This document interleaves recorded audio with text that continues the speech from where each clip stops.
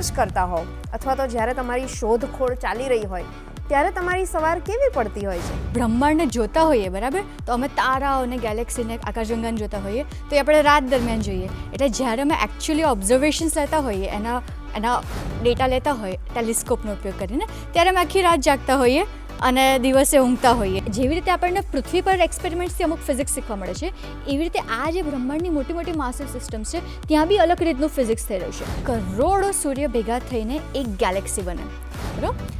અને આવી હજારો ગેલેક્સીઓ ભેગી થઈને જે રચના બનાવે એને અમે ગેલેક્સી ક્લસ્ટર, એટલે એને અમે ગેલેક્સીઓનો સમૂહ કહીએ છીએ. કે આ રચનાઓ, આ મોટી મોટી રચનાઓ પહેલાં નથી શોધાઈ અને મને કહેવામાં આવ્યું કે તું જેના નામ રાખીશ ને એ જ નામથી આખા વિશ્વમાં ઓળખાશે. તમને ખબર છે કે યુનિવર્સ એટલે કે બ્રહ્માંડ કેટલું મોટું છે? અને એ એટલા મોટા બ્રહ્માંડની અંદર કેટલી બધી ગેલેક્સીસ છે, એટલે કે આકાશગંગાઓ છે. અને આકાશગંગાઓ કેટલી બધી મળે ત્યારે એનો એક સમૂહ બને છે. ગુડ મોર્નિંગ ગુજરાત, હું છું ખુશ્બુ ત્રિવેદી અને શોમાં તમારું સ્વાગત છે. તમને થશે કે તું સવારમાં શું બધી પહેલીઓ કરી રહી છે, શું ઉખાણા કરી રહી છે કે બ્રહ્માંડ પૂછી રહી છે, યુનિવર્સ પૂછી રહી છે, આકાશગંગાઓ પૂછી રહી છે. ચા તો પીવા દે.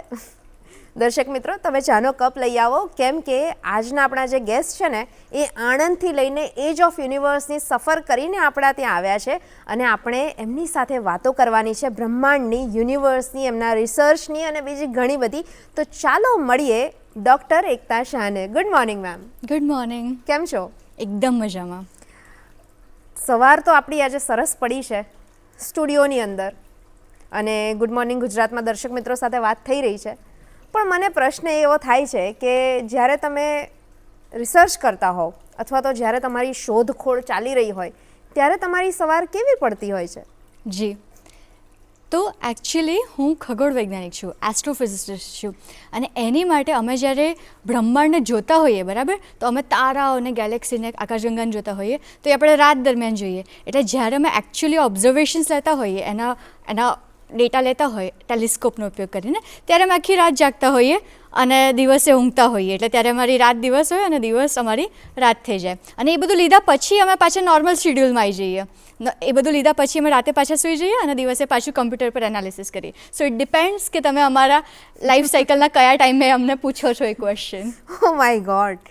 એટલે કે ખગોળ વિજ્ઞાનીની સવાર પણ આમ ખગોળીય જ પડે કે શોધવા જવું પડે કે ક્યાં કઈ સવાર કેવી રીતે પડે છે? પાર્ટિકલમાં સવાર પડતી હશે. જી. Okay, so a part of that આપણે આજની વાતની શરૂઆત કરીએ તો મને સૌથી પહેલો પ્રશ્ન એ થાય કે તમે તમારા જે અચીવમેન્ટ્સ છે, જે તમારું રિસર્ચ છે, સૌથી પહેલાં એના વિશે વાત કરો. રાઈટ.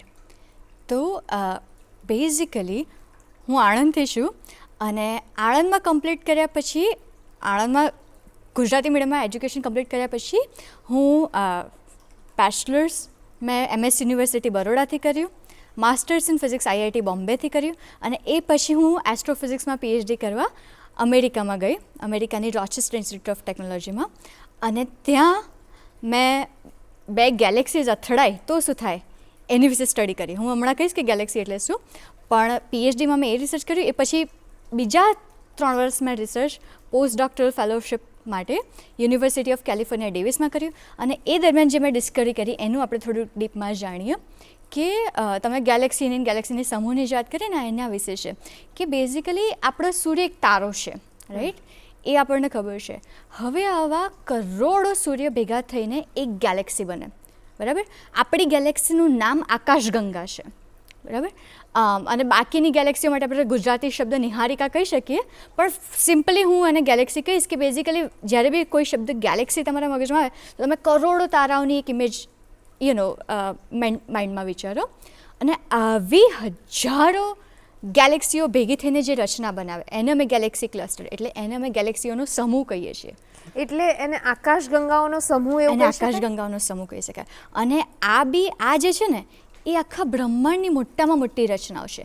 એમાં કરોડ સૂર્ય જેટલું દળ રહેલું હોય. નોટ 2 કરોડ, કરોડ ટાઈમ્સ કરોડ, કરોડ ગુણ્યા કરોડ, એટલે બ્રહ્માંડની મોટામાં મોટી રચનાઓ છે.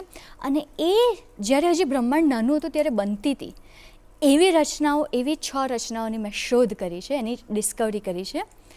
અને આઈ પ્રૂવડ કે આ રચનાઓ, આ મોટી મોટી રચનાઓ પહેલાં નથી શોધાઈ અને મને કહેવામાં આવ્યું કે તું જેના નામ રાખીશ ને એ જ નામથી આખા વિશ્વમાં ઓળખાશે.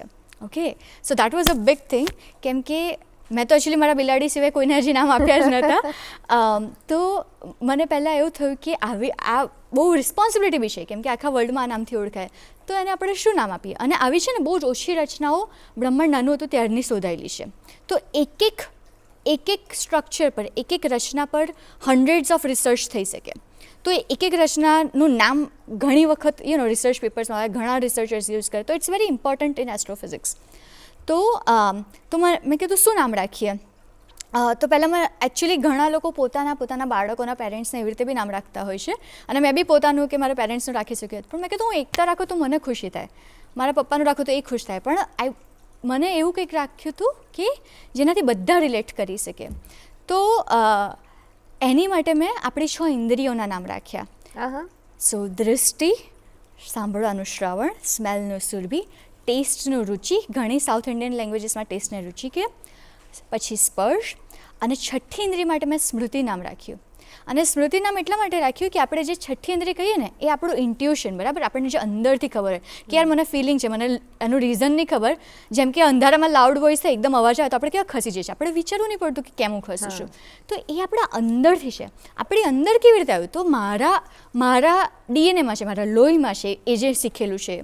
મારા ડીએનએમાં મારા પેરેન્ટ્સના ડીએનએમાં થયું, એમના પેરેન્ટ્સના ડીએનએમાં થયું. એટલે કે આપણા પૂર્વજો બી જે શીખ્યા એ લોકો એક્સપેરિમેન્ટ્સથી શીખ્યા, રાઈટ, કે અંધારામાં તમે જાઓ અને તમે ફિગર આઉટ કરો ને ત્યાં કોઈ એનિમલ હોઈ શકે જે તમને હર્ટ કરી શકે, તો આપણે ત્યાં જવું ના જોઈએ. તો આપણા પૂર્વજો બી જે શીખ્યા, એમની સ્મૃતિ, એમની સમજણ, એ આપણા લોહીમાં આપણને ગાઈડ કરે છે. જે ઇન્સ્ટિંક્ટ છે, રાઈટ, જે ઇન્સ્ટિંક્ટ છે એ સ્મૃતિ છે, right.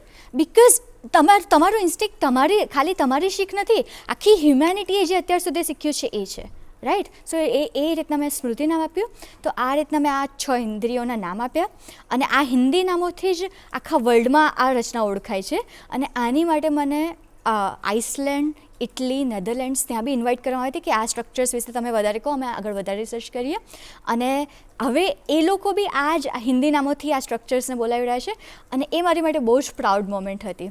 Yes, we all proud of you. Thank you. So Ekta, હવે આપણે આગળ વાત કરીએ તો મને એ જાણવાની ખૂબ ઈચ્છા થાય કે તમે 6 ક્લસ્ટર્સ ઓફ ગેલેક્સીઝ શોધ્યા, એને આપણા ભારતીય નામ આપ્યા, એને ઇન્દ્રિયોના નામ આપ્યા. આ તો સક્સેસ છે. એની પાછળ કેટલી બધી સ્ટ્રગલ થઈ હશે જ્યારે તમે એના પર કામ કરતા હશો. Years of data, months of data, days, right. 1 second is also important, right. તો એની પાછળની સ્ટોરી શું છે કે તમને કેવા એક્સપિરિયન્સીસ થયા આ જર્ની કરતી વખતે? જી, એમાં 2 એસ્પેક્ટમાં હું એક ક્વેશ્ચન લઈશ. એક એ છે કે પ્રોફેશનલી આમાં શું ગયું, તમે જેમ કીધું કે યર્સ ઓફ ડેટાને, અને બીજો એસ્પેક્ટ હું લઈશ કે પર્સનલી આ જર્ની કેવી રહી, બરાબર.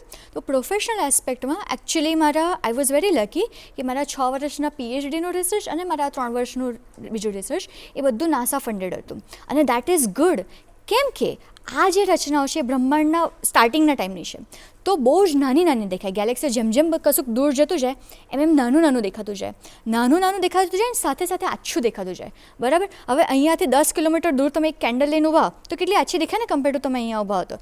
સિમિલરલી આ ગેલેક્સી બી બહુ દૂર હોય ને બહુ આછી દેખાય, તો એની માટે આપણે બહુ જ મોટા ટેલિસ્કોપ જોઈએ, 7-8 માળની બિલ્ડિંગ જેટલા મોટા ટેલિસ્કોપ જોઈએ, ઠીક છે. અને એ ટેલિસ્કોપ બધી લાઇટને ભેગી કરે અને પછી એક જગ્યા પર ફોકસ કરે ને એનાથી આપણને ના દેખાય.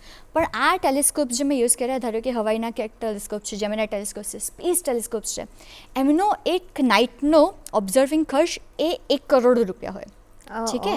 પણ 1 કરોડ રૂપિયા તમે આપો તો તમને ઓબ્ઝર્વ કરવામાં એવું ના હોય, આખા વર્લ્ડમાંથી પ્રપોઝલ્સ આવે કે આ ટેલિસ્કોપનો ઉપયોગ કરીને આ સિસ્ટમ ઓબ્ઝર્વ થઈ જાય, આ સિસ્ટમ ઓબ્ઝર્વ થવી જોઈએ, અને પછી એ લોકો બેસ્ટ પ્રપોઝલ સિલેક્ટ કરે, બેસ્ટ પ્રોજેક્ટ સિલેક્ટ કરે. એમાં અમારા પ્રોજેક્ટ સિલેક્ટ થાય ઘણી નાઇટ્સ માટે, અને એ આખો જે ખર્ચ હતો એ નાસાએ કવર કર્યો, કેમ કે મારા પ્રોજેક્ટ સ્ટ્રોંગ હતા. તો અમે એકચ્યુઅલી મેં મારું પોસ્ટડોક 2021માં જોઈન કર્યું. અમુક ડેટા એના પહેલાંથી એક્ઝિસ્ટ કરતા હતા, પછી એ પહેલાંના ડેટા પરથી અમને થોડુંક લાગ્યું કે ત્યાં કદાચ થોડીક કશુંક વધારે હોય એવું લાગે છે. પછી મેં ફૂલ ઓન આ મોટા ટેલિસ્કોપ્સથી વધારે ડેટા લીધા, ઇન્ક્રેડિબલ મેથડ્સ ડેવલપ કરી, કે જેનાથી આપણને આ ખબર પડી શકે. એકચ્યુઅલ જે ચેલેન્જ છે એ ડિસ્ટન્સ ફાઇન્ડ કરવાનું છે. કેમ કે હું તમને આમ બતાવું કે બહુ બધા સ્ટાર્સ ને બહુ બધી ગેલેક્સીસ છે, પણ જ્યાં સુધી તમને એવું નહીં ખબર પડે કે 3 ડાયમેન્શનમાં બધા ક્યાં ક્યાં ભેગા છે, જ્યાં સુધી તમને ડિસ્ટન્સ ના ખબર હોય, બરાબર, ત્યાં સુધી તમે ના કહી શકો કે કઈ જગ્યાએ કઈ ગેલેક્સીઝ એક સાથે છે અને કઈ ખાલી મને અહીંયા દેખાય છે. Does that make sense? So basically એ ખાસ્સું બધા ડેટા એમાં જાય છે અને અમારે આખું એને મેથડ્સ અપ્લાય કરો and then you try to figure out કે આ લાખો ગેલેક્સી આ ઇમેજમાં મને દેખાય છે, એમાંથી કયાનું ડિસ્ટન્સ સેમ છે. કેમ કે અમુક અહીંયા હોવાના, સી બેઝિકલી તમને 2D પિક્ચર મળે છે, રાઈટ, પણ અમુક અહીંયા હોવાના, અમુક અહીંયા હોવાના, અમુક અહીંયા હોવાના. તો આ લાખો ગેલેક્સીઝમાંથી કયાનું ડિસ્ટન્સ સેમ છે, કઈ રિલેટિવલી સેમ સ્પેસમાં છે, અને કઈ એકચ્યુઅલી ખાલી આપણને દેખાય છે અહીંયા, પણ એકચ્યુઅલી એનું ડિસ્ટન્સ 3 ડાયમેન્શનમાં ડિફરન્ટ છે. તો આ જે 3 ડાયમેન્શન ડિસ્ટન્સ છે એની માટે આપણે ઘણું ડીપમાં જવું પડે. તો વર્ષોના અમે ડેટા કમ્બાઈન કર્યા, ઇન્ક્રેડિબલ ટેકનિક્સ ડેવલપ કરી, અને ઇનિશિયલી અમને એવું હતું કે એક જ સ્ટ્રક્ચર છે. પછી મેં એની આજુબાજુ જોયું તો વી વર વેરી સરપ્રાઇઝ કે ના, આ તો ઘણા બધા સ્ટ્રક્ચર્સ અહીંયા છે. સો થોડું ટેકનિકલ થઈ ગયું. હા, થોડું ટેકનિકલ થઈ ગયું કે ઘણા બધા સ્ટ્રક્ચર્સ છે, એટલે સ્ટ્રક્ચર્સ એટલે માળખાઓ, એટલે ઘણી બધી સંરચનાઓ છે, સંરચનાઓ છે કે એમાં ખબર ના પડે કે એક છે, બે છે, because you are seeing in 2D. તો એના કારણે તમને એ સ્ટ્રગલ થાય. બટ મને એ જાણવાની ખરેખર ઈચ્છા થાય કે આ જે પ્રોસેસ ચાલુ હતી ત્યારે તમને એવું થાય કે હવે થાક લાગે? Oh, that's a great question. Right, તો મેં એક એસ્પેક્ટ એક્સપ્લેન કર્યો કે ઘણા બધા ડેટા લેવાવાળો, બરાબર, અને I want to add something in that કે it is not just me, બરાબર. અમારી આખી ટીમ હતી. આ પર્ટિક્યુલર સ્ટ્રક્ચર પર મેં રિસર્ચ કર્યું, પણ એની માટે જે મેથડોલોજી ડેવલપ કરવાની હોય, બીજા અમુક એસ્પેક્ટ્સ હોય, એ અમારી આખી ટીમ કમ્બાઈન થઈને કરતી હતી. અમારી C3VO ટીમ છે, યુનિવર્સિટી ઓફ કેલિફોર્નિયામાં, એ અમે કરતા હતા. અને તો હવે હું તમારા આ ક્વેશ્ચન પર આવું કે પર્સનલ જર્ની કેવી રહી. સી, રિસર્ચની જે પ્રોસેસ છે એ જે આપણું ટ્રેડિશનલ એજ્યુકેશન હોય છે એનાથી બહુ ડિફરન્ટ હોય છે. કેવી રીતે કે જનરલી ઇવન તમે બેચલર્સ કરો, માસ્ટર્સ કરો, તમારી પાસે એક સિલેબસ હોય, તમારી પાસે એક બુક હોય, રાઈટ. એ બુકમાંથી જ તમારે એક્ઝામમાં આવવાનું છે, અને બુકમાં જે છે એ રિલેટિવલી લિમિટેડ નોલેજ છે, બરાબર, કે આટલું જ છે, આટલું ખબર છે ને એ આવે છે. હવે જ્યારે તમે રિસર્ચ કરી રહ્યા છો ત્યારે તમે લિટરલી હ્યુમેનિટીના નોલેજને એક્સપેન્ડ કરી રહ્યા છો. જે વસ્તુ અત્યાર સુધી કોઈએ નથી શોધી, અત્યાર સુધી કોઈને નથી ખબર, એવી વસ્તુ તમે અપ્રોચ કરી રહ્યા છો, બરાબર. તો આ એક રીતના કેવું જોઈ શકાય કે ધારો કે એક પર્વત છે અને ત્યાં કોઈ નથી ચડ્યું, અને ત્યાં જવાનો તમે માર્ગ બની રહ્યા છો, રાઈટ. તો હવે એમાં તો કેવું થાય કે તમે અમુક રસ્તો બનાવવાનો ટ્રાય કર્યો, પછી ત્યાં તમને રિયલાઇઝ થયું કે અહીંયા તો બહુ વધારે ઝાડ છે, અહીંયા તો જમીન નથી પ્રોપર રસ્તો બનાવવા. તો અમુક વખત તમારે પાછું આવવું પડે, અમુક વખત તમારે એવું ડિસાઇડ કરવું પડે કે ના, હું તો આગળ વધીશ જ. તો આ જે પાછું આવવાની અને કન્ટિન્યુ કરવાની જર્ની છે, તો અમારે રિસર્ચમાં બી અમુક વખત અમે 2-3 મહિના અમુક વસ્તુઓ ટ્રાય કરી, કેમ કે આ વસ્તુ કોઈએ પહેલાં નથી કરેલી. તો તમે ટ્રાય કરશો તો તમારે ચેલેન્જીસ આવશે. તો વી ટ્રાયડ, અને પછી અમે ડિસાઇડ કરીએ કે ના ભાઈ, આ તો it's not a good idea, કે આપણે બીજું કશું ટ્રાય કરવું જોઈએ. અને બીજો એક એસ્પેક્ટ એ બી છે કે જે એક્ઝામ્સને બધું થતું હોય, તો એમાં તમે એક્ઝામ આપી રહ્યા છો, બીજા બધા એક્ઝામ આપી રહ્યા છે, તમને એક 100 માર્ક્સમાંથી તમને માર્ક્સ મળે છે, તો તમને એવું ખબર હોય કે ઓકે, મારા 95 માર્ક્સ આ, હું હેપી છું, 60 માર્ક્સ આ, હું થોડી સેડ છું. અને સિમિલરલી બીજાઓના બી તમે કમ્પેર કરી શકો કે જેમ કે આપણને ખબર છે કે બધાના 70 માર્ક્સ આવ્યા હોય અને આપણા 75 આવ્યા, તો વી આર લાઈક વાંધો નહીં, પણ બધાના 90 પ્લસ આવ્યા અને આપણા 70 આવ્યા, તો then we are sad, right. કેમ કે તમે એક મેજર છે, એક માપદંડ છે કે બધાના કમ્પેરમાં હું કેવી કરીશ. હવે રિસર્ચના પ્રોસેસમાં શું છે, આઈડિયલી તમે જે પ્રોજેક્ટ કરી રહ્યો છો બીજું કોઈ નથી કરી રહ્યો, એમાં જે ચેલેન્જીસ આવશે બીજા કોઈને નથી આવતા. તો યુ કાન્ટ ઇવન કમ્પેર કે યાર હું કરી રહી છું એ સફિશિયન્ટ છે કે નહીં, મેં બરાબર કામ કર્યું, મેં ભાઈ બીજાના કમ્પેરમાં કેટલું કામ કર્યું, મારા 100માંથી કેટલા માર્ક્સ આવ્યા. મેં ધારો કે અમુક વસ્તુઓ અમે ડિસાઇડ કરી હોય કે આ કરતાં તમને 6 મહિના લાગશે, બટ મે બી તમારો અમુક વસ્તુ એવી રીતની હોય કે ધારો કે તમારે 7-8 મહિના થઈ ગયા હજુ તમારે નથી થયું, કેમ કે નવા ચેલેન્જીસ આવે. જેમ તમે ત્યાં જશો એમ નવા ચેલેન્જીસ આવશે ને. આ મેં પર્વતની એનાલોજી આપી એમ કે દૂરથી તો તમને પર્વત દેખાય છે, પણ તમે નજીક જઈને જશો ત્યારે તમને એવું થશે કે અહીંયા તો બહુ ખાડા ખૂબચા છે, અહીંયા તો બહુ વધારે પથ્થરો છે, આ તો પથ્થરો તૂટતા જ નથી. મને એવું લાગ્યું કે તૂટી જશે, પણ મેં ટ્રાય કર્યું તો એના કરતાં ડિફરન્ટ પથ્થરો છે. અને ઘણી વખત એવું પણ થાય કે આપણને એવું લાગતું હોય કે જે પ્રિપરેશન કરીને જઈશું એમાં થઈ જશે, પણ ત્યાં જઈને ખબર પડે કે આ પ્રિપરેશન નથી કરવાની, આપણે તો ઊંધું જ કંઈક કરીને આવ્યા છીએ, તો પછી પાછું આવવું પડે. અને Very પછી different પાછું જવું પડે, challenge. આવવાનું જવાનું Exactly. ઘણી વખત કરવું અને પડે. ઘણી વખત તો તમારે મેથોડોલોજી બી ડેવલપ કરવી પડે, કેમ કે આ વસ્તુ પહેલાં નથી થયેલી, આ ડેટા પહેલાં નથી થયેલા, એની માટે કોઈ methodology you are exist completely on your on. Exactly. તો એટલા માટે ઘણી વખત આપણને એવું થાય કે યાર why are we doing this, so right? જ્યારે when you are completely on your own, તો એના માટે બહુ જ બધી ધીરજ જોઈએ, બહુ જ બધું પેશન્સ જોઈએ. પેશન તો છે એટલા જ માટે તમે આ કરી રહ્યા છો, પણ પેશન્સ પણ જોઈએ, Exactly. ધીરજ ઘણી બધી જોઈએ. અને ધીરજની સાથે સાથે ફોકસ, કોન્સન્ટ્રેશન, તો તમે કેવી રીતે મેન્ટેન કરો છો? Right, really great point. અને એમાં હું ડેડિકેશન બી એડ કરીશ. અને એટલા માટે જ આઈ વુડ ડેફિનેટલી સે કે તમે પીએચડીની ડિગ્રી લેવા માટે રિસર્ચ કરતા હોય કે પૈસા કમાવામાં રિસર્ચ કરતા હોય, એ બધા રીઝન્સથી જો તમે રિસર્ચ કરતા હોય ને, તો this is not for you, because you will question કે why I am doing this, right? અને જ્યારે આવી રીતની મોમેન્ટ્સ આવશે, જ્યારે તમે મહિનાઓ અમુક વસ્તુ પર સ્પેન્ડ કર્યા and it's not working out, right? જ્યારે તમે લિટરલી મંડી રહ્યા છો અને એની મેથડ છે જ નહીં અને તમે ડેવલપ કરીને ટ્રાય કર્યા છો, તો એ વખતે તમારે પોતે અંદરથી આ વસ્તુ જાણવી હોય, તમે પોતે અંદરથી આ વસ્તુ કરવા માંગો છો, નોટ બિકોઝ ઓફ મની. કેમ કે પીએચડીમાં કંઈ વધારે પૈસા મળે એવું હોતું જ નથી. તમારે કોઈ માસ્ટર્સ કરેલું તમારથી વધારે કમાતું હશે, right? Not because of money, not because of any other reasons. તમે તમારું સર્વસ્વ આપી રહ્યા છો કે યાર થોડુંક મને આમાં વધારે જાણવા મળે. તો એ જો તમારાથી અંદરથી એ તમને જાણવાની વૃત્તિ હોય, અંદરથી એ જિજ્ઞાસા, અંદરથી એ ડેડિકેશન હોય, then only PhD is for you. That is what I believe, બરાબર? અને તમારો ક્વેશ્ચન એ હતો કે how do I stay calm, how do I stay dedicated. I think એક વસ્તુ એ છે કે આજે જે જાણવાની જિજ્ઞાસા છે, જેણે મને સાયન્ટિસ્ટ બનાવી, રાઈટ? એ પ્લસ એક વસ્તુ એ કહી શકાય કે you have to have in a way let's a relation with the universe, right?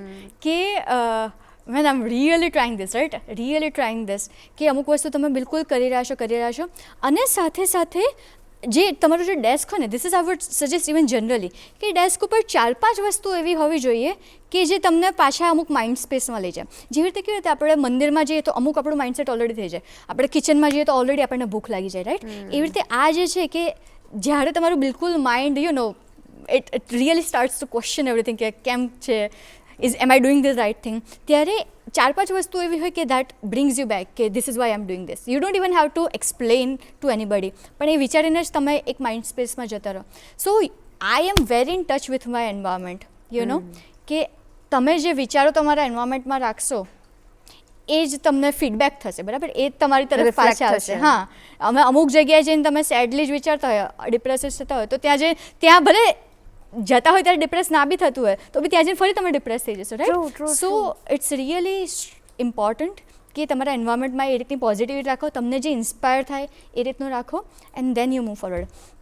બીજો એક એસ્પેક્ટ હું એડ કરવા માંગીશ કે તમે જે financial point that we touch, તો એકચ્યુઅલી જે I come from financially very limited background, બરાબર?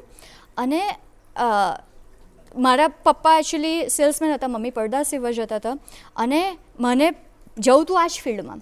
But when you look at the expenses, બરાબર, કે જે ખર્ચા તમે જુઓ, બધા આપણા ગુજરાતમાંથી તો બધા અમેરિકામાં જતા હોય છે તો એમને ખર્ચાનો ખ્યાલ હશે. તો મારી પીએચડીમાં જે મારું સિલેક્શન થયું, આખા વર્લ્ડમાંથી 3 જણ સિલેક્ટ થવાના હતા, and I was very lucky that I was selected for that.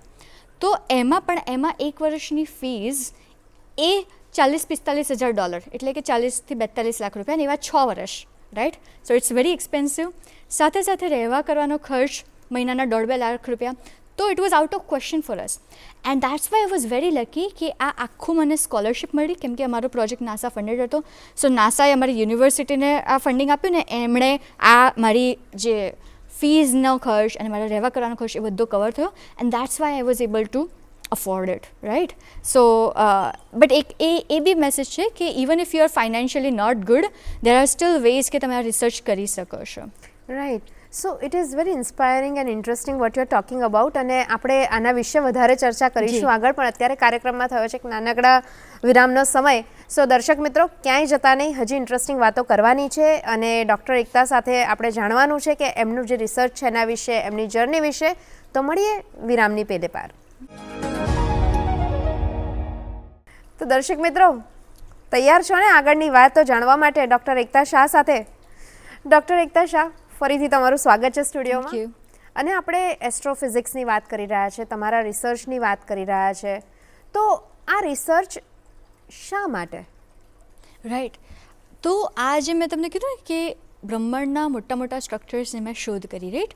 અને એક રીતના એવી રીતનું જોઈ શકાય કે ધારો કે આપણે અમદાવાદ શહેરમાં અત્યારે છીએ, તો અમદાવાદ શહેર જ્યારે બનતું હતું, બરાબર, તો એ વખતે સિટીના લોકોની લાઈફ ગામડાના લોકો કરતાં ડિફરન્ટ હશે, રાઈટ. તો એ ડિફરન્સ અને અત્યારે બી સિટીના લોકોની ગામડાની લાઈફ ડિફરન્ટ છે, પણ આ ડિફરન્સ અને પહેલાંનો ડિફરન્સમાં બી ડિફરન્સ હશે, રાઈટ.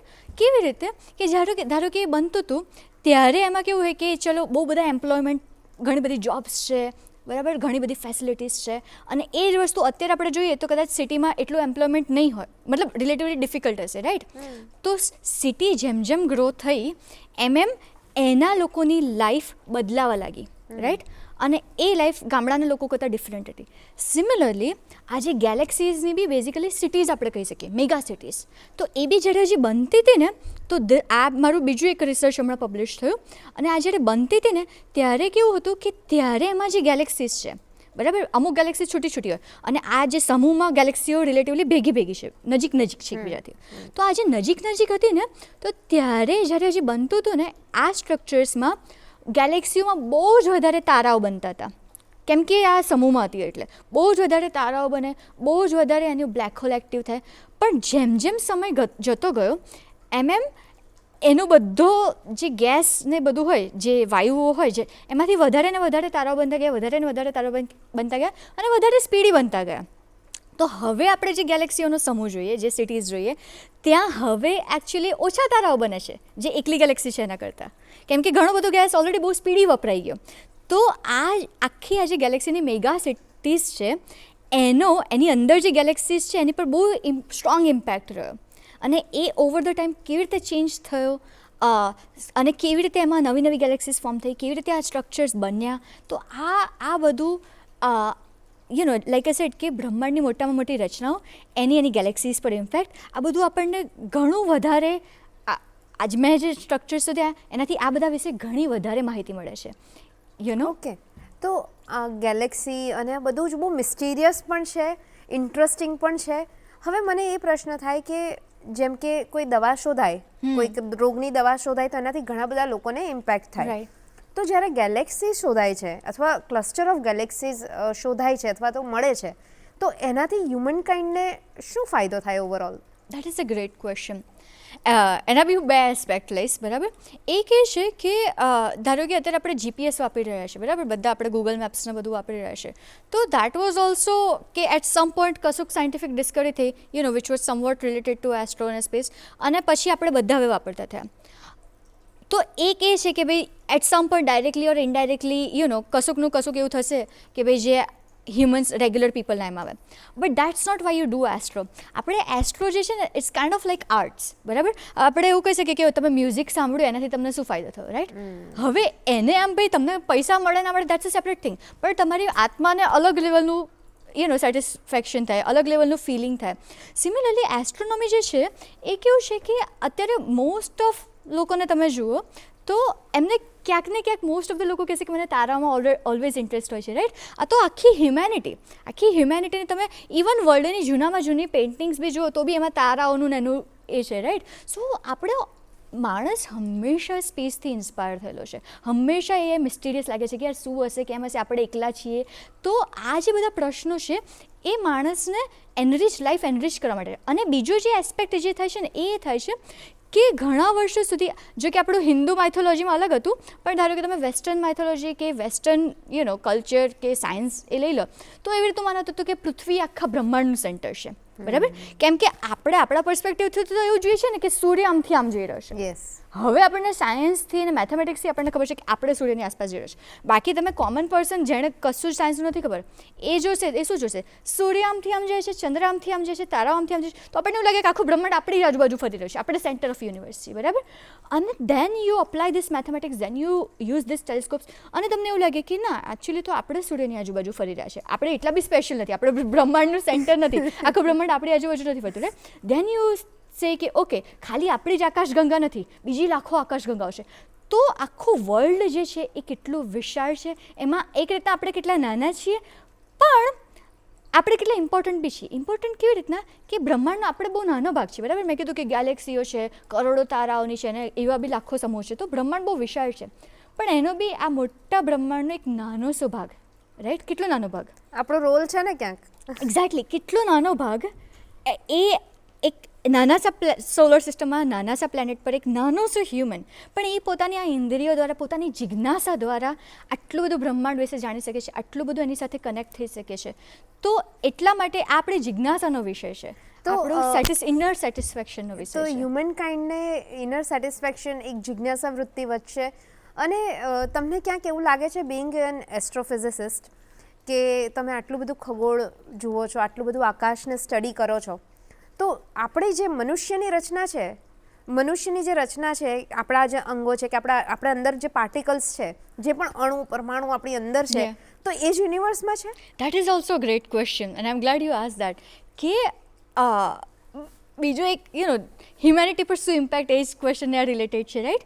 કે લિટરલી અમે જ્યારે ટેલિસ્કોપ્સ લઈએ અને તારાઓને ઓબ્ઝર્વ કરીએ, તો એમાં લિટરલી આપણે આપણા કણો, બરાબર, આપણા અણુ પરમાણુઓ, આપણી આજુબાજુના કણો અણુ અને પરમાણુઓ, બરાબર, જેમ કે આપણે કંઈ ઓક્સિજન, નાઇટ્રોજન, કાર્બન, આ બધું અમે તારાઓમાં બનતું જોઈએ છીએ. કાં તારો જે આવી રીતે સૂર્યની જેમ પ્રકાશ આપતો હોય એ સમયે, કાં તો અમુક તારાઓ એક્સપ્લોડ થાય, બરાબર, એમાં વિસ્ફોટ થાય, એ દરમિયાન આ કણો અમે તારામાં બનતા જોઈએ છીએ. તો લિટરલી આપણો કણે કણ તારાઓમાં બનેલો છે અને તારાઓથી આવેલો છે, અને એ બી એક અલગસી ફિલિંગ છે, right. How do you explain that?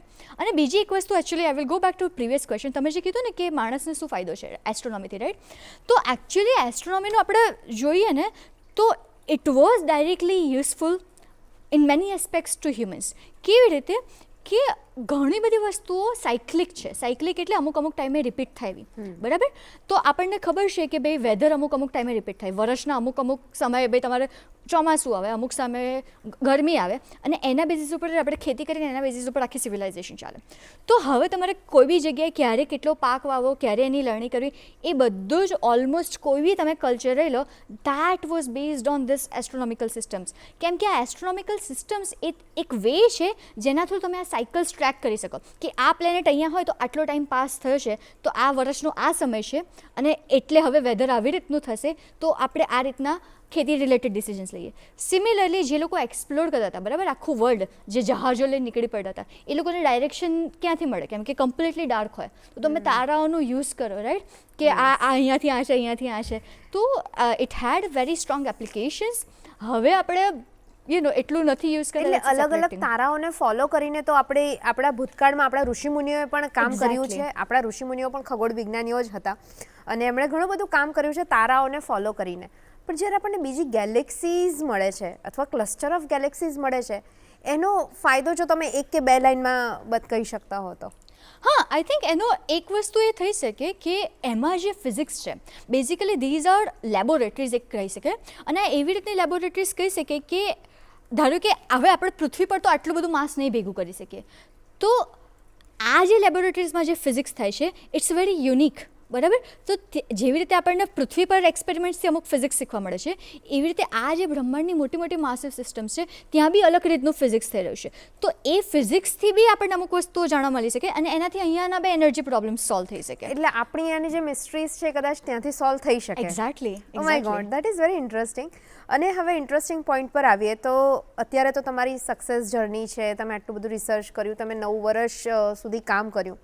એ જર્નીની શરૂઆત બાળપણમાં કેવી રીતે થઈ હતી? મને એ જાણવામાં ખૂબ રસ છે. That is beautiful. હા, કોઈ બી આઈ થિંક મોટી જર્નીની શરૂઆત બાળપણથી જ થતી હોય છે, એટલીસ્ટ માઇન્ડમાં, રાઈટ. બિકોઝ એનીથિંગ પહેલાં કોઈ બી વસ્તુ માઇન્ડમાં થાય and then you execute in the world, બરાબર. એટલે તો એકચ્યુઅલી હું નાની હતી ત્યારથી જ મને આ તારાઓમાં ને બધામાં બહુ જ ઇન્ટરેસ્ટ હતો. અમારા ઘરમાં બ્લેક એન્ડ વ્હાઇટ ટીવી હતું, પણ એમાં હું નેશનલ જ્યોગ્રાફિક, ડિસ્કવરી એ ચેનલ જોતી હતી. મારા પેરેન્ટ્સે મને સફારીની બહુ બધી બુક્સ લઈ આપી હતી. તો એ સાયન્ટિફિક એન્વાયરમેન્ટ હતું.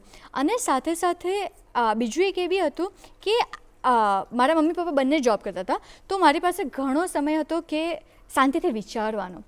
ઓકે, અને હું નેચર જોડે બહુ જ કનેક્ટેડ હતી. તો હું રાતે તારાઓ છું, અને દિવસે ફૂલ પાન છે, કીડીઓ છે, બટરફ્લાય છે, યુ ઓબ્ઝર્વ ધેમ, રાઈટ? અને એનાથી બી તમને બહુ બધું શીખવા મળે. તો આઈ વોઝ વેરી ક્યુરિયસ કે નેચરમાં શું થઈ રહ્યું છે, કેવી રીતે થઈ રહ્યું છે, એનાથી આપણને શું શીખવા મળે છે અલગ અલગ લેવલ પર, અને એના શું બેઝિક લોઝ હોઈ શકે. અને બીજો એક એસ્પેક્ટ જે સાયન્ટિસ્ટનો એ છે જિજ્ઞાસા તો છે, અને જિજ્ઞાસા ઘણા બાળકોમાં હોય બી છે. પણ બીજો જે એસ્પેક્ટ છે એ ક્વેશ્ચન પૂછવાનો, બરાબર? જિજ્ઞાસા તમને થાય, પણ એના રિલેટેડ તમે શું ક્વેશ્ચન પૂછો છો, અને એ ક્વેશ્ચનનો તમને કેવી રીતનો રિસ્પોન્સ મળે છે, એ ક્વેશ્ચનથી બધાનું શું રિએક્શન છે, દેટ ડિસાઇડ્સ કે આ પર્સન સાયન્સમાં કેટલું આગળ જશે, as far as I can tell. For example, okay, so જ્યારે તમને પ્રશ્ન થતા હતા ત્યારે તમે કોને પૂછતા હતા? જી, સો બેઝિકલી હું બધાને પ્રશ્નો પૂછતી હતી, ઓકે, અને હજુ બી બધાને પ્રશ્નો પૂછું છું. તો હું એકચ્યુઅલી જ્યારે મારા પેરેન્ટ્સ જોબમાંથી પાછા આવ્યા ત્યારે અમને કહું કે આજે મેં આ ઓબ્ઝર્વ કર્યું, તમને શું લાગે છે કે આ કીડી કેમ આવી રીતે ચાલતી હશે? જસ્ટ નાનાથી નાના. પણ આઈ વોઝ વેરી લકી, અને સાથે સાથે મારા ટીચર્સને બી પૂછતી હતી. ટીચર્સનું બી મારા એકચ્યુઅલી 11-12ના ફિઝિક્સના ટીચર મારા જલદીપ વ્યાસ સર, એમને બહુ જ ક્વેશ્ચન્સ પૂછ્યા, અને he is one of the main reason Y I am here. હજુ બી મારો પીએચડીમાં સિલેક્શન થાય તો એમનો ફર્સ્ટ કોલ એમને જાય. અત્યારે 15-20 વર્ષ થઈ ગયા, ફર્સ્ટ કોલ એમને જાય. સો હી વોઝ માય ફિઝિક્સ ગુરુ. સો ટીચર્સનો અને પેરેન્ટ્સનો રોલ જે હોય દેટ ઇઝ વેરી ઇમ્પોર્ટન્ટ. કેમ કે જનરલી કોઈ બી ટીચર્સ કે પેરેન્ટ્સ એ કેવું કરે કે સ્ટુડન્ટ ક્વેશ્ચન પૂછતા હોય ને તો આ એક્ઝામમાં નથી આવવાનું, હવે આ બધું પૂછવાનું બંધ કર, તું તારે સ્ટડીઝ પર ફોકસ કર. આવી સ્ટડી જ છે, બિકોઝ આ એ રીતની સ્ટડી છે કે સ્ટડી કેવી રીતે કરવું જોઈએ, રાઈટ? કોઈ બી વસ્તુ યુ ડોન્ટ એક્સેપ્ટ ઇટ. આપણું તો જે ગીતા છે, ગીતા ઇઝ અ સંવાદ. ઇટ્સ નોટ કે ભગવાને કહી દીધું તમે એક્સેપ્ટ કરી દો. તમે આમ ક્વેશ્ચન પૂછો છો કે મારે કેમ આવું કરવું જોઈએ, કેમ ના કરવું જોઈએ. તો આપણે તો સંસ્કૃતિ જ ક્વેશ્ચન આન્સર પર રહેલી છે, રાઈટ? સો તમે ક્વેશ્ચન પૂછો, અને પછી મારા પેરેન્ટ્સ, મારા teachers, they have never said કે તું આ કેમ પૂછે છે, કે તું એક્ઝામનું કર. દે આર ઓલવેઝ લાઈક, ઓ તને શું લાગે છે, અને સીધો આન્સર આપી દેવાની બી જરૂર નથી. You can also always say કે મને નથી ખબર, આપણે આની પર વિચારીએ, રાઈટ? તો એ જે ઓપનનેસ હોય, અને એનાથી શું થાય, સી ક્વેશ્ચન પૂછવું એ બી એક મસલની જેવું છે, રાઈટ? તમે બહુ બધું વર્કઆઉટ કરો તો તમારો મસલ કેવી રીતે સ્ટ્રોંગ થાય, એવી રીતે તમે બહુ બધા ક્વેશ્ચન્સ પૂછો તો તમને એવું લાગશે કે હા ભાઈ હું સારા ક્વેશ્ચન્સ પૂછું છું. હું અત્યારે તમને એવું કહું કે મારે યુનિવર્સ ભણવું છે તો it's a very open question, પણ હું તમને અમુક સ્પેસિફિક ક્વેશ્ચન્સ પૂછું કે મારે ગેલેક્સીનું આ રીતનું સ્ટડી કરવું છે, તો that is a question I can approach. તો આ જે સ્કિલ છે એ કોઈ બી ફિલ્ડમાં એપ્લિકેબલ છે. અત્યારે તમે બી મને અમુક ક્વેશ્ચન્સ કરી રહ્યા છો ને, તો કેવી રીતના ક્વેશ્ચન્સ પૂછવા જે ઇન્ટરેસ્ટિંગ હોય, જે તમે અપ્રોચ કરી શકો, જે તમને આગળ લઈ આવી શકે, એ એક સ્કિલ છે. અને એ સ્કિલ્સ બાળપણથી જ કેળવવા આવી જોઈએ. આપણે એને સપ્રેસ કરીએ છીએ, તો એ સ્કિલ્સ સ્કૂલોમાં, પેરેન્ટ્સમાં, કલ્ચરમાં આ સ્કિલ્સ કેળવાવી જોઈએ, કે બાળકોને એન્કરેજ કરીએ કે વધારે ક્વેશ્ચન પૂછે. એને ઇટ્સ ફાઇન તમારી જોડે આન્સર નથી તો, પણ એને ક્વેશ્ચન પૂછતા તો કરીએ, તો જ સાયન્ટિસ્ટ બનશે, તો જ ઇનોવેટર બનશે. That is very beautiful thing you just said, કે બાળકોને પ્રશ્ન પૂછવાની આઝાદી સૌથી પહેલાં આપવાની, ને તમારી પાસે જવાબ નથી ને તો એ પણ that is fine. That is actually more important. કેમ કે મને મારા ટીચર્સ કે યાર આ તો મને બી નહીં ખબર, તો મને એવું લાગે હા એવી રીતના ક્વેશ્ચન પૂછું છું કે જે મારા ટીચરને બી નથી ખબર, મારા ક્વેશ્ચન એકચ્યુઅલી એટલા સારા છે. એટલે ઇન્સ્ટેડ ઓફ સેઇંગ કે તું આવા પ્રશ્ન ના પૂછ કે તને ના ખબર પડે, તમારે પ્રશ્નો પૂછવાની જે આખી ઘટના છે એને વધારે વેગ આપવો જોઈએ અને વધારે બળ આપવું જોઈએ. પણ આજના જમાનામાં જો આપણે ઓબ્ઝર્વ કરીએ ને, તમે જેમ વાત કરી કે તમારા મમ્મી પપ્પાનો, તમારા ટીચર્સનો તમને ખૂબ સપોર્ટ રહ્યો, યુ વર બ્લેસ્ડ ઇનફ કે તમને એ બાજુ માર્ગદર્શકો મળ્યા, અને માર્ગદર્શકની સાથે સાથે સપોર્ટર્સ પણ મળ્યા. પણ અત્યારના જે બાળકો હોય ને, અત્યારે આપણે જોઈએ ને તો બાળકોને એમ કે ના નથી કરવાનું. સો મા બાપનો સૌથી પહેલો રિસ્પોન્સ શું હોય છે? ના. બાળક છે ને ગ્લાસ ઉપાડતો હશે ને પાણીનો, ના ના ના ના કરીશ. બાળક કંઈ તોડી નાખશે, અરે ના ના ના કરીશ. આ કરશે, ના કરીશ. કાદવમાં રમે છે, ના રમીશ. પ્રશ્ન પૂછે છે, ના પૂછીશ. પેરેન્ટ્સનો સૌથી પહેલો response is no. That is what I have observed. તો એઝ બિંગ અ સાયન્ટિસ્ટ, જ્યારે એમ કહેવાય છે કે આપણા ઉપનિષદો છે કે ગીતા છે, બધું જ પ્રશ્નો ઉપર આધારિત છે, સંવાદ ઉપર આધારિત છે. તો જ્યારે પ્રશ્નો પૂછવાની ના પાડવામાં આવે છે, અથવા તો કોઈ પણ વસ્તુ કરવાની ના પાડવામાં આવે છે જસ્ટ બિકોઝ કે ફેલિયર અથવા તો you don't want to take responsibility of that, એ કેટલે હદે યોગ્ય છે ને એના માટે શું કરવું જોઈએ? બિલકુલ મસ્ત ક્વેશ્ચન છે.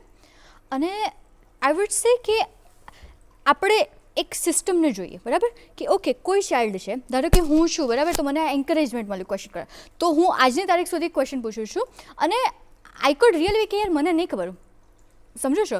હું અત્યારે એસ્ટ્રોના જ અમુક વસ્તુઓમાં જાઉં કે બીજા કોઈ ફિલ્ડમાં બી જાઉં, I am still a student. I am still a learner, right? અને બ્રહ્માંડ એ બહુ વિશાળ છે, ઇન્ફાઇનાઇટ વસ્તુઓ છે. કોઈ બી પર્સન એવી રીતના બિહેવ કરે ને કે મને બધું ખબર છે, તો એ બિલકુલ ખોટું બોલી રહ્યા છે, રાઈટ?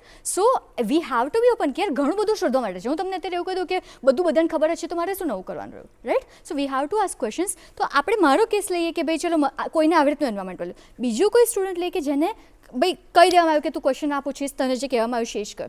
તો અને ઓવર ધ ટાઈમ આની શું ઇફેક્ટ થાય? કેમ કે કોઈ બી ક્વોલિટીઝને તમે નર્ચર કરો ને જે બાળપણમાં, એ જ એની લાઈફ લોંગ આગળ જાય, બરાબર? તો આવા આપણે જો બાળકોને એવું કહીએ કે ના ભાઈ તને કહેવામાં આવ્યું છે કર બુકનું ભણ, બરાબર? તો પછી એણે એની જે મસલ હતું, બરાબર, આપણને ખબર છે કે આપણે હાથ અહીંયા હું મૂકી રાખું કલાકો સુધી મૂકી રાખું, પછી એ સૂઈ જાય છે, રાઈટ? તો કોઈ બી મસલને તમે ના યુઝ કરો, ઇટ વિલ સ્ટોપ.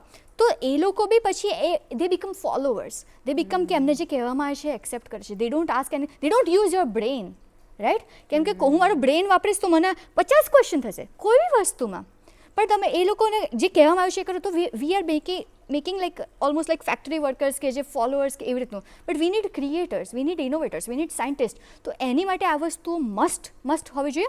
અને નોટ જસ્ટ સાયન્સ, એની સિટીઝન્સ, રાઈટ, જે થિંક કરે છે કે યાર મારી આજુબાજુ કયા પ્રોબ્લેમ્સ છે, મારે આ કરવું જોઈએ કે ના કરવું જોઈએ. મારા દેશના જે સ્વાતંત્ર્ય સેનાનીઓ તો એમણે પોતાની લાઈફ આપી દીધી, તો મારે અહીંયા કચરો નાખવો જોઈએ કે ના નાખવો જોઈએ, સમજો છો? કે પેલા લોકો તો પોતાની લાઈફ આપી દીધી, હું મારો કચરો બી વ્યવસ્થિત રીતના ના નાખી શકું, right? So you have two, if you are really living your life, you will use your brain.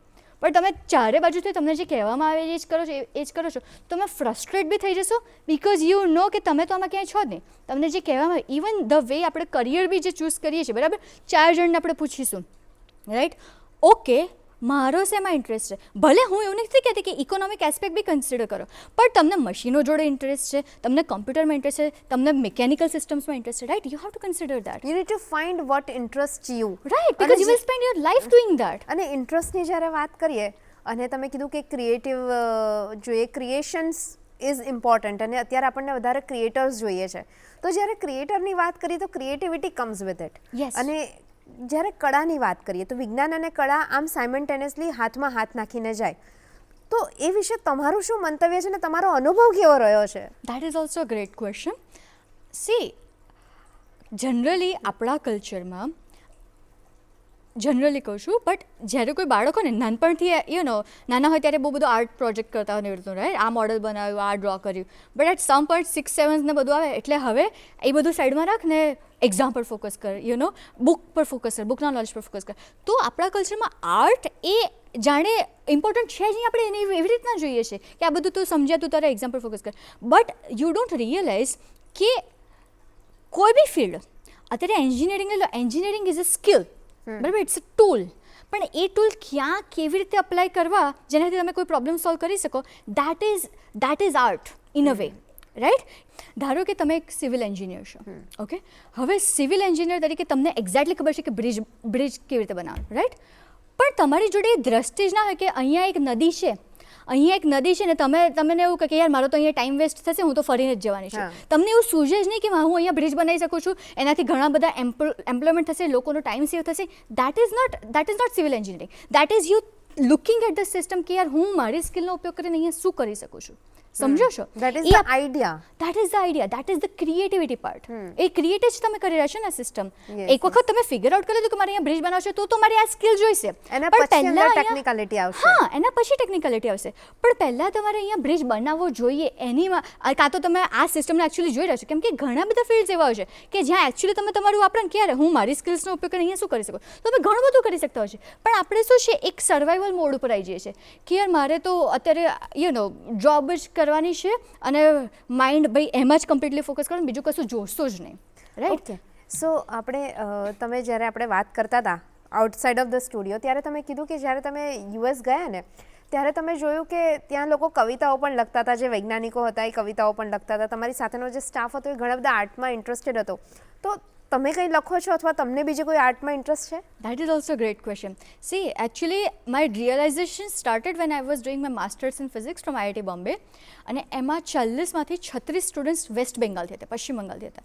અને તો એ બી દેખાય છે કે કલ્ચરલી, કેમ કે ત્યાં મોસ્ટ ઓફ ધ લોકો જે સારું ભણતા હોય એ લોકો ફિઝિક્સમાં જતા હોય, બરાબર? તો કલ્ચરલી લોકો જનરલી સાયન્સમાં જતા હશે, સાથે સાથે તો એ લોકો સ્ટડીઝમાં તો સારા હતા જ, પણ most of them use to write poetries, most of them use to draw. તો ત્યાં જે કોમ્બિનેશન છે સ્ટડીઝનું, આર્ટ્સનું, એ બહુ સ્ટ્રોંગ છે. અને મારી પોતાનો એક્સપિરિયન્સ એ રીતે રહ્યો કે મારા બી લાઈફમાં actually arts, I use to C science and arts separately, બરાબર, કે ભાઈ ઓકે સાયન્સ એટલે બહુ જ લોજિકલ માઇન્ડ હોય ને arts I don't know, it didn't make sense to me. પણ હવે મને જે રિયલાઇઝ થયું એ છે કે એક સાયન્ટિસ્ટ અને એક આર્ટિસ્ટ બંને એકચ્યુઅલી ડીપલી નેચરને સમજવાનો પ્રયત્ન કરી રહ્યા છે, બરાબર, કે અહીંયાથી ફ્રૂટ બી નીચે પડે છે અને મોટું કંઈક મોટું હોય એ બી નીચે પડે છે. તો આ બંનેમાં સિમિલારિટીઝ શું, આ બંનેને જોડતો એક નિયમ શું, બરાબર. સિમિલરલી એક આર્ટિસ્ટ હોય તો એણે એક નાનું બી પાન જોયું, મોટું બી પાન જોયું, અલગ અલગ શેપ્સનું પાન જોયું, તો આ બધા પાનમાં સિમિલારિટીઝ શું છે, હું આનાથી શું શીખી શકું છું ને કેવી રીતે એને રિપ્રેઝેન્ટ કરી શકું છું. સો એક સાયન્ટિસ્ટ આને મેથેમેટિકલી સમજવાનો ટ્રાય કર્યો છે કે બધી વસ્તુમાંથી હું કઈ જનરલ થીમ છે, આખું બધા શું સેમ લો ફોલો કરી રહ્યા છે, અને એમાંથી હું એક્સપેરિમેન્ટ કરીને શું નવું, ભાઈ હું પ્રોપર સમજું છું કે નહીં, શું નવું ક્રિએટ કરી શકું. સિમિલરલી એક આર્ટિસ્ટ જે પરસેપ્શન છે, જે રીતના વસ્તુઓ દેખાય છે એને ડીપલી સમજીને એના નિયમો, કેમ કે આર્ટ્સના બી નિયમો હોય, એના નિયમો ફિગર આઉટ કરીને ફરી નેચરને રિક્રિએટ કરવાનો ટ્રાય કરે છે, રાઈટ. સો જેમ કે આ ફોટોગ્રાફી છે, પણ similarly you are trying to create nature ને, એક પેઇન્ટર નેચરને જ ક્રિએટ કરવાનો ટ્રાય કરે છે. તો ઇટ્સ નોટ દેટ ડિફરન્ટ, બંનેનો ગોલ તો નેચરને અન્ડરસ્ટેન્ડ કરવાનો, નેચરથી કનેક્ટ થવાનો જ છે. ખાલી રીત અલગ છે, એક લોજિક છે, એક મેજિક છે, આઈ ગેસ. ઓકે, સો આપણે કાર્યક્રમની પૂર્ણાહુતિ તરફ આગળ વધી રહ્યા છે, તો મારે તમને છેલ્લો એક ક્વેશ્ચન પૂછવો છે કે તમે યુએસથી પાછા આવ્યા છો એનું રીઝન શું છે, વિઝન મિશન શું લઈને આવ્યા છો? Yes, that is a great question. So હું 9 વર્ષ ત્યાં હતી, બરાબર. એ દરમિયાન મેં નાસા ફંડેડ પ્રોજેક્ટ્સ કર્યા. નાસાની જે પેનલ્સ હોય એમાં સબ્જેક્ટ મેટર એક્સપર્ટ તરીકે રોલ નિભાવ્યો હતો, અને સાથે સાથે અલગ અલગ જે જર્નલ્સ હોય, સાયન્ટિફિક જર્નલ્સ હોય ઇન્ટરનેશનલ, ત્યાં મારા રિસર્ચ પેપર પબ્લિશ થયા, ત્યાં એમાં હું રિવ્યુઅર તરીકે છું. તો આ આખી જર્ની, બરાબર, એ 9 વર્ષ આ મારી દુનિયા હતી. આઈડિયલ લાઈફ જે હું મારી ઇમેજિન કરતી હતી એવું હતું કે મસ્ત ટેલિસ્કોપ પર મારી દુનિયામાં હોઉં, બ્રહ્માંડ વિશે વિચારતી હું. બટ આ 9 વર્ષ દરમિયાન I also realized many things. I realize many things about India, કે 9 વર્ષ આપણે ત્યાં હોય, ઘણી વસ્તુ આપણે કલ્ચરમાં બાય ડિફોલ્ટ લેતા હોય કે આ તો બધા કલ્ચરમાં હોય ને, પણ તમે એનાથી રિમૂવ થતું તો તમને અલગ અલગ કલ્ચરના ડિફરન્સીસ દેખાય, રાઈટ. તો આઈ રિયલાઇઝ કે ઘણી વસ્તુઓ છે જે માણસની આત્માના ગ્રોથ માટે બહુ જ ઇમ્પોર્ટન્ટ છે ને ખાલી ભારતમાં છે, અને એટલા માટે ભારત બનીને કન્ટિન્યુ કરે, આગળ વધે, એ ખાલી ભારત માટે નહીં, આખા વિશ્વ માટે જરૂરી છે. કેમ કે અલગ અલગ civilization it's like different experiments. હું સાયન્ટિસ્ટ છું એટલે કે સિવિલાઇઝેશન, ધારો કે વેસ્ટર્ન કલ્ચર લઈ લો, બરાબર, અમેરિકા લઈ લો, યુરોપ લઈ લો, એ સિવિલાઇઝેશન અમુક રીતના રન કરે છે, ત્યાં અમુક કલ્ચર છે, તો લોકોની લાઈફ કેવી છે, આપણે અહીંયા અમુક કલ્ચર છે તો લોકોની લાઈફ કેવી છે, બરાબર. તો એવી રીતે ભારતનું જે કલ્ચર છે અને એના અલગ અલગ એસ્પેક્ટ્સને લીધે લોકોની જે રિચનેસ છે, તો દેટ ઇઝ વોટ.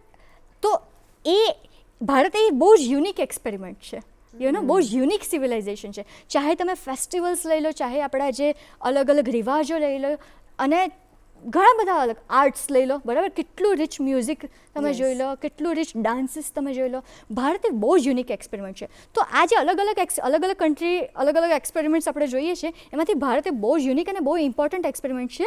તો એ આ જ બનીને આગળ વધે, એ આખી હ્યુમેનિટીને બેનિફિશિયલ છે. અત્યારે ધારો કે આપણે હોળીનો ફેસ્ટિવલ ગયો, બરાબર, તો એ હવે વેસ્ટર્ન કન્ટ્રીઝમાં બી કલર ફેસ્ટિવલ મનાવવા લાગે છે કે યાર આ તો મજાનું છે, રાઈટ. સો આપણે જ્યારે કલ્ચરની વાત કરી, તમારા વિઝન મિશનની વાત કરી, તો તમે જે વિઝન મિશન લઈને આવ્યા છો ને લોકોને સાયન્સમાં ઇન્ટરેસ્ટ વધારે પડે ને લોકો એમાં આગળ વધે, એ તમારો ગોલ છે એવું મને સમજાયું છે. So let me actually come to that, because મને ભારત વિશે ઘણું રિયલાઇઝ થયું, અને મેં કીધું કે ભારત બનીને આગળ વધવું જોઈએ, પણ એના મેં શું કર્યું, right, how did I contribute to it, કે રાધર દેન ત્યાંથી હું બધાને કહું કે બધા ભારતને આગળ વધારો, મને પોતાને ક્વેશ્ચન થયો કે મેં શું કર્યું છે. So that is why I have moved back. અને મારે જે કરવું છે એ છે કે એક તો આ સ્પેસનું ફિલ્ડ છે, બે અલગ અલગ વસ્તુઓ છે કે સ્પેસના ફિલ્ડમાં હું કેવી રીતે જે અત્યારના જે સ્ટુડન્ટ્સ છે, not just of one university or one college, પણ અલગ અલગ સ્કૂલો, અલગ અલગ કોલેજોના જે સ્ટુડન્ટ્સ છે એમના સુધી, જનરલ પીપલ સુધી હું આ નોલેજ કેવી રીતે પહોંચાડી શકું, સાથે સાથે એમના જોડે કેવી રીતે આપણે રિસર્ચ પ્રોજેક્ટ્સ કરીએ. આઈ હેવ મેન્ટર્ડ હાઈસ્કૂલ સ્ટુડન્ટ્સથી લઈને હાયર લેવલના સ્ટુડન્ટ્સને હું રિસર્ચ પ્રોજેક્ટ્સ કરાવી શકું છું અને અલગ અલગ ઇન્ટરડિસિપ્લિનરી કોલાબરેશન કે આપણે સ્પેસનો ઉપયોગ કરીને અર્થ વિશે શું જાણી શકીએ, તો આ બધી વસ્તુ છે. અને બીજો જે આખો એસ્પેક્ટ છે that is not limited to space, કે આપણે અલગ અલગ લેવલમાં અગેન જે સાયન્ટિસ્ટો છે, ટેકનિકલ નોલેજ છે, એ બધાનો ઉપયોગ કરીને ગ્રાઉન્ડ લેવલના જે પ્રોબ્લેમ્સ છે એ કેવી રીતે સોલ્વ કરી શકીએ. બરાબર, વિલેજીસના પ્રોબ્લેમ છે, સિટીઝના પ્રોબ્લેમ્સ છે, તો આપણે ફૂલ ઓન અલગ અલગ universities, general people, business people બધા કમ્બાઈન કરીને ગ્રાઉન્ડ લેવલના પ્રોબ્લેમ્સ સોલ્વ કરવા છે. આવી રીતનું એક સ્ટ્રક્ચર બનાવશે.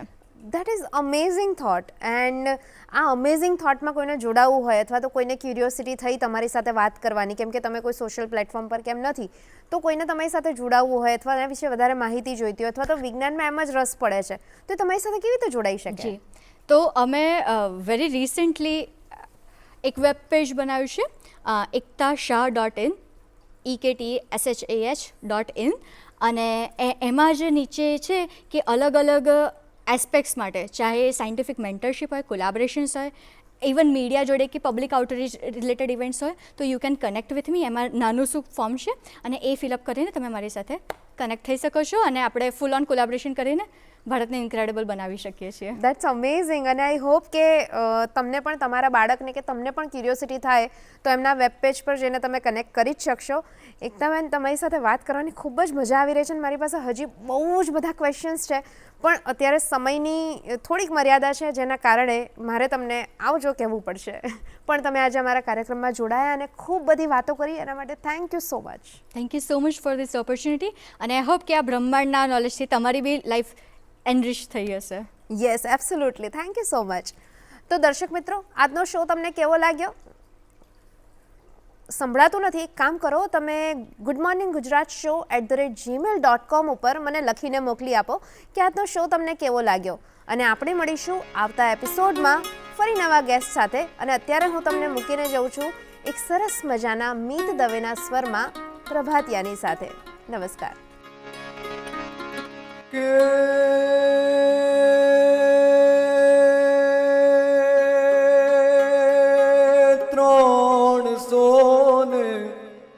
સાઠ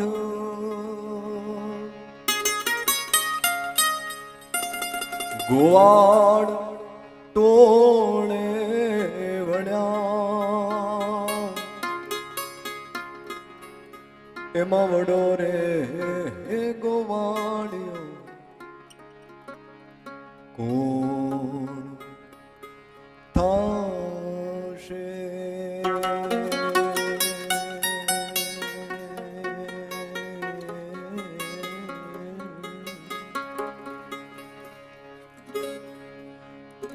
હે જાગ દે તુઝા દ્વાર,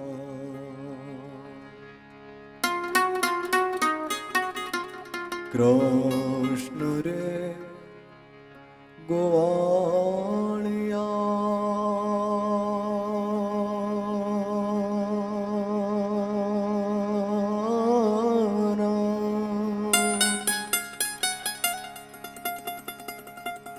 તુજ વિના ધેનમાં કોણ જાશે?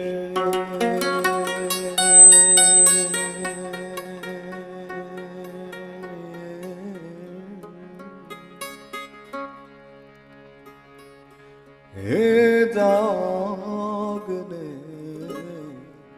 તુઝા દ્વાર,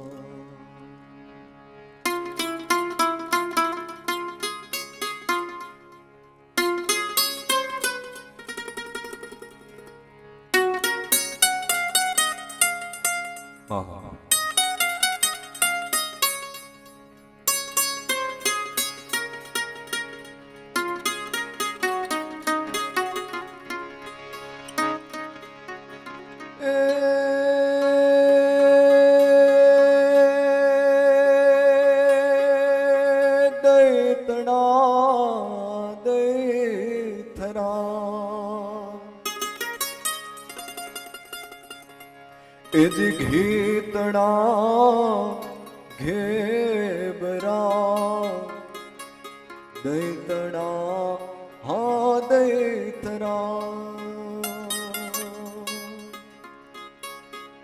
કે જે ગીતડા ગેબરા વળી કઢીએ એલ દૂધ તે કોણ પીશે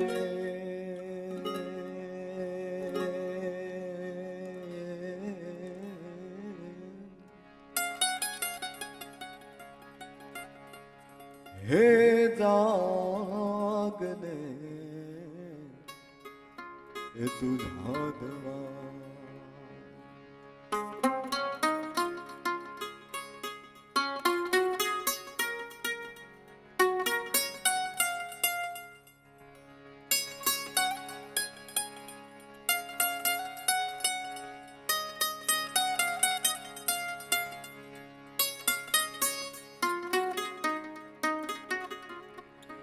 કે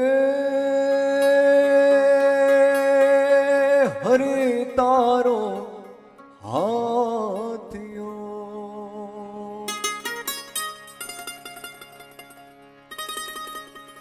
વાલા તે કાળી નાગ નાથિયો હરે તારો એ હાથિયો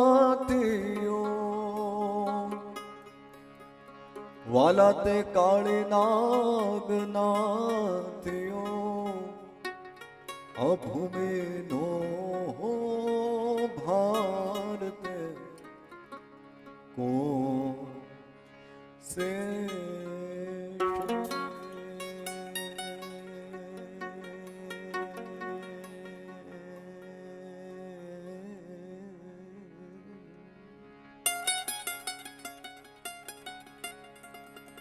કે જાગને તુઝા દવા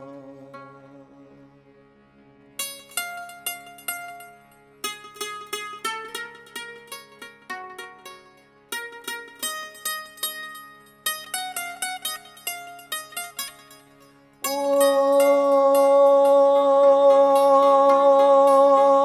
ભણે નરસયો તારા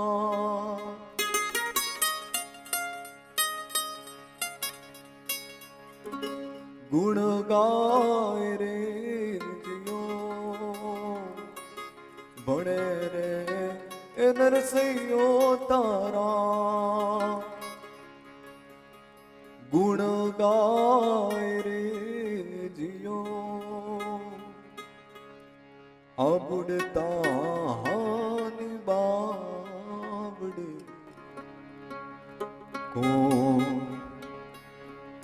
જીવન રૂપી જે મારી અહીંયા છે એ હાલક ડોલક જો થઈ રહી હોય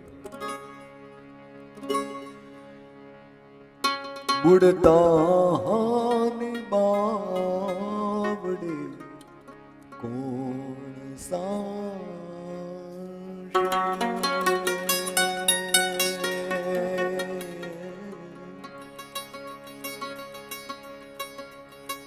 કે જાગ દે તુઝા દવા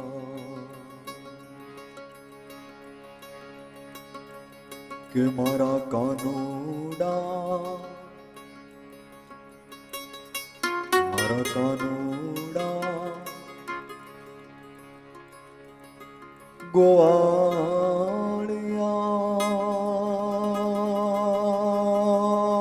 ગોવાળિયા રામ તુજ વિના ધેનમાં કોણ જાશે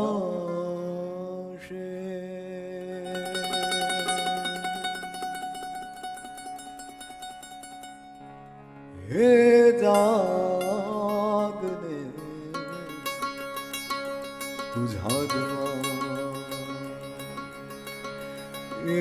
હે જા